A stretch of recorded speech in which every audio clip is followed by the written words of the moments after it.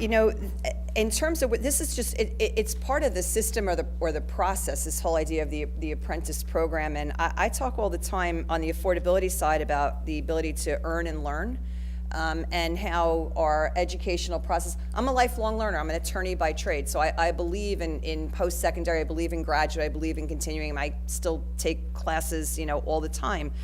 But our culture was always like, this was the trajectory, right? Like you just keep going. And now we realize for affordability as well as other reasons, it's more like this. And affordability, one piece, but the other is also just that the world is changing so fast that you just can't educate kids today for the jobs that don't even exist yet, right? And you have to be very flexible and nimble in the skills because the skills keep changing. And so I think we're all just by default going to be in this world of having to continue to be lifelong learners, and wherever that takes you, from an associate's to a BS to a master's to a PhD or anything in between.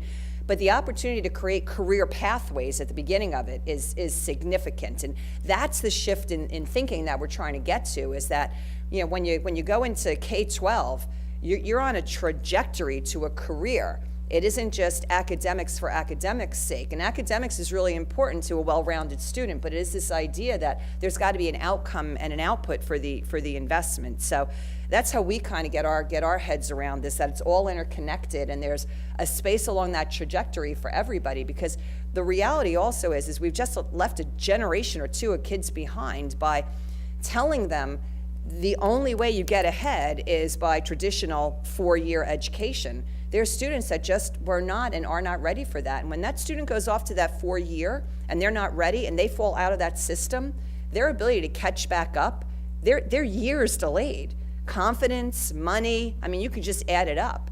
And so being fair to the students on the front end, look, we're not going to go back of the years of when I grew up in K-8, and they would literally track kids, right? You had the number 1 track was the honor students and this and that. But the kids who were on track 3, honestly, back then maybe, went to the career and technical institution.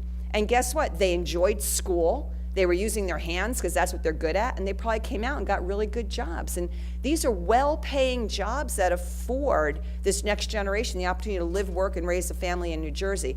That's the retention factor that we're going toward. And so this whole idea of branding, as I said before, that post-secondary branding and what the President's Council is looking at, incorporates this whole idea of earn and learn and be more. And what does that mean, and how do you accomplish that in the state of New Jersey toward that end of retaining and attracting our students?